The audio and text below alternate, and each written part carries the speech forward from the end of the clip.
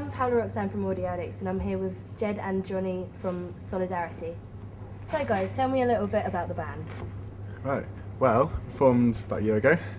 We were at university together in same halls of residence, and we found 4 people with different musical instruments they play, with similar music tastes, and we thought this is a recipe for success. So we started Solidarity, didn't we, Johnny? We so did. Although it began life as Saints of Sin, which was a terribly named Motley Crue tribute band idea. Which, How long did that last? It lasted until I wrote a song for them, and then it ceased to be a Motley Crue tribute band and became a band. Oh, sounds good. So were there any strong influences at all when you started up the band? Anything that you wanted to... Well, of course, in the beginning it was Motley Crue. Yeah. 80s hair metal And now? mainly. You know, now it's going in a... Now that we've gotten more members, it's going in a kind of strange direction, particularly with members like Ed, who is our... Into his power metal and stuff. He's into his power metal and stuff, and we can't really find a way of telling him no. I don't know, I kind of dig it, you know? Mm-hmm. I think it's a good influence. I think we should use a bit more of the cheese. Yeah, it's in our nice to have music. people that like different tastes of music in one band. Yeah, which is create a like- mix. Yeah, definitely. Create a big mix of loads of different genres. How long have you guys been together? About a year and a half now, isn't it? I think it was... Start of uni. Yeah, so it's last year, about a year and a half, since last September. And what made you want to be in a metal band? I understand it's a metal band. Well, I mean, we've all got the same music tastes. We've always been into metal. Like, there's not been a time when I haven't been into anything but rock and metal. Yeah. So, I mean, playing another genre would just be false, really. I wouldn't be able to use my full emotion to put into it, you know. So, Did all the band members meet at university? yeah. I think there was Ed. Ed was already here. Yeah, Ed's in the year above. Mm. So we just sort of dragged him in because Johnny knew him from back where he lived as well. Because the rest of the band all know each other from before uni, Yeah. but I'm like a bit of an outcast before. So Oh. But they welcomed you with open arms. yeah, Ed kind of thought being here for a year he'd already have a band by the time I turned up, but he was wrong. No. Have you guys got any like gigs or anything lined up for the future? Any possible? We've certainly got possibilities. We've got this place, of course, which if we Lovely, don't I use, see. pretty standard. Yeah. You know, stage, music, loads of students do got music now. It's exposure at the end of the day, isn't it? Definitely, yeah. Every gig's exposure. Brilliant. we got a friend working in a pub as well. We got friends in bands offering You've got support. friends in high places. It's yeah, in a pub. Well, who did you meet the other day, Johnny? Was it you're friends with Sonic Youth, aren't you? I certainly am, in the way that my sister's friend interviewed them. Well, that's a link. That's a slight That's link. a definite meaning link, I that's a could definite link. meaning I could feasibly get an EP recording to them. Yeah, Oh, you nice never one. know. You never know. That's some very high places in that sense. Exactly. So Johnny, as the songwriter of the band, hmm where do you get your inspiration to write the lyrics? Well, I've written lyrics kind of here and there for years, and music, but there's never really been a focused direction for them to go in, Yeah. other than what I'd idealised as my own ideal band, which were like the aforementioned Sonic Youth, or the Velvet Underground, or the Doors, or I found it very difficult to find anyone that was into that type of thing. I'd always loved metal as well. After seeing Motorhead, the first gig I'd ever seen, Yeah. I was just amazed by the overall power of it. But there was never a. Obviously, my moods were changing as I was growing up throughout the years. My songs were changing. I kind of didn't really feel attached to some of the older songs I'd written. Didn't really know what I wanted to write songs about anymore, really, until I started really this band, and pretty much just trying to write a song in the style of Guns N' Roses or Motley Crue for a joke. I found it was really easy to write songs again. Now that I had a concept to kind of aim for, I had a band image in my head for Solidarity. I had a kind of set few bands to draw inspiration from, and a set kind of attitude to draw inspiration from. And it's not just Johnny, he's the songwriter as well. I mean, we all put our own little bits Your own into little it. bits, obviously, yeah. I mean, Johnny comes Yeah, up with the definitely. main stuff of being the bassist. It's the main part of the band, so he comes up with the chords and he writes some of the lyrics. But I mean, I write some of the lyrics as well. Yeah. Only a few songs. I'm not too good at it. But Johnny sort of used to touch them up afterwards. Yeah. Did you always write lyrics, or did it start off as poetry or anything else? Well, I come up with a riff and a lyric, Oh, so And you then- do the two together. and then I the two try and together. make a love lyric. Ah.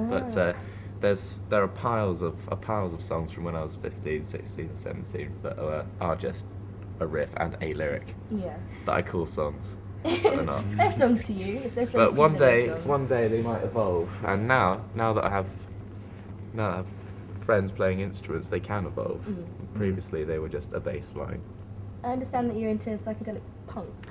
I'm hugely into psychedelic punk, and I have got a few songs now that I feel I can just save for when I intend on putting out a psychedelic punk CD. For when? Yeah. Now that I know that eventually, being at uni with the recording equipment with Jed on the music production course, I realised that like I can get it out and out of the way. I can get it out. I can get it out of the way. I can play it to people now, see whether they like it. Yeah. Whereas So it opens doors definitely. it opens doors definitely, but We've I've got all the this. resources, haven't we? But Yeah. I've got this band to now focus on, and now I can focus on something without the feeling that what I originally wanted to do with music is kind of slipping away. Yeah. You know, That's more. Maybe it's adapting more than definitely. slipping. Yeah. As a self-taught musician, do you find it difficult to keep up with the rest of the band? Well, I had kind of a few doubts about my ability when I met Jed. You know, just from listening to it. I mean, it's a different instrument, but it's The level. know, Right? yeah, the level, the simple amount of things you can do on a guitar was a bit intimidating, and plus I'd never really played with other musicians anyway. Yeah. I'd pretty much played to myself in my room, and that was it, you know. And I could go on for hours doing repetitive riffs, but you know, and of course making the leap from my own stuff, which was repetitive psychedelic riffing, to actual structured songs, which I thought I wouldn't be able to do, but like now is, yeah, it's just a fun thing to do, and it's And they help you out, I guess, when you're at band practices Yeah. and stuff. Yeah, and I realise it's more than possible. It's fun and easy. And do you think that the fact that you're a student at university holds you back from concentrating on the band or Well, your course? And so the first year or so here was just you know, drugs were in plentiful supply and money was in plentiful supply. You know, and of course you know, just I could just sit back and think I've got 2 more years to do this, but now that's most definitely over, and uni's a place that I can either use all its resources of, you know, photography students, my own film course to make music videos, the journalism students. the journalism students, you know, I need to, you know, break out of, because I'm quite shy really with meeting new people, and I need to just, you know, get my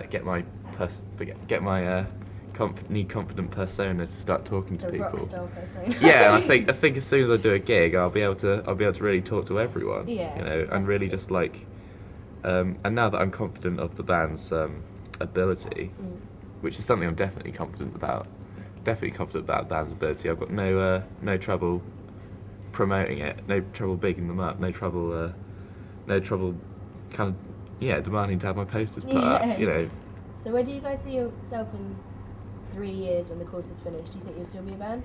Yeah, I think it's questionable how big we'll be. I Yeah. don't know. I mean, like things happen, you know. But I think it'll hopefully be around in some form. Hopefully as big as possible. Really, that's And the sky's the limit at the end of the day.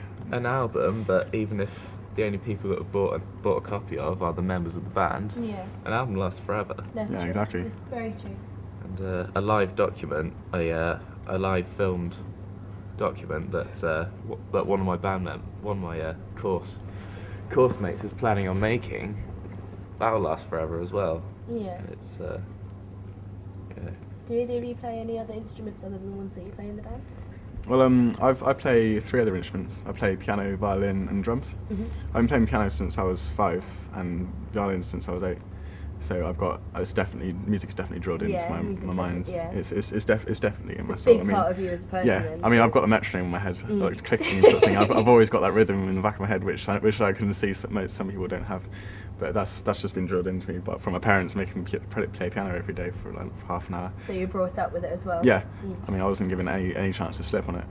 They were very strict about it, which I'm very grateful for as well, because it's sorting my mind out now. I mean, I can play whatever I want, really. Listen to something, just play it, like take about few minutes to sort of like get the basics of it and just play along to it. So it's nice. So when you record, go to band practice, do you have set in your mind what you want other people to play, because you can play the instrument, so you kind of sort of. I mean, when I make up a riff, I do have like the bass line and the drum beat and the singing sort of style that I want. But I'm also welcome for everyone to put in their own sort of like input to it as well. So if the singer wants to go do a different little bit on top of it, like he's got some lyrics that he's been dying to put into it, you can just whack it in and it'll sound better anyway. So. Yeah, no, definitely. Have you guys been in any other bands apart from one, Solidarity? Yeah. I've been in one that did one disastrous show at my old school. Define disastrous. Well, I was determined to do it. The guitarist was determined to do it. That was when I was singing as well as playing bass. It was quite nerve-wracking, but it was my first show as well. But the drummer didn't turn up.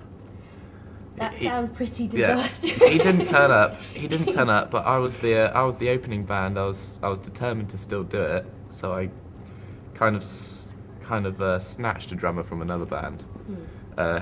Told him to just do a basic 4/4 drum beat to whatever we play, and we played 2 cover versions. Yeah. We played "I Want to Be a Dog" by Iggy Pop, and we played the very controversial "Bells and Was a Gas" by Sid Vicious, but we changed the lyrics to be about chavs instead of Jews. Oh, nice. Yeah, What about you? Have you been in any other bands? Yeah, I've been in a couple. Like the first band I was in, it was just sort of like a schoolmates band. It was me on guitar and there's a singer, another guitarist, a bassist and a drummer. Very sort of standard covers band doing classic rock like Led Zeppelin and Black Sabbath and stuff. That was quite fun. We played a little mini festival in our school. Like we hosted like a little thing for Red Nosed It or something. And we headlined that.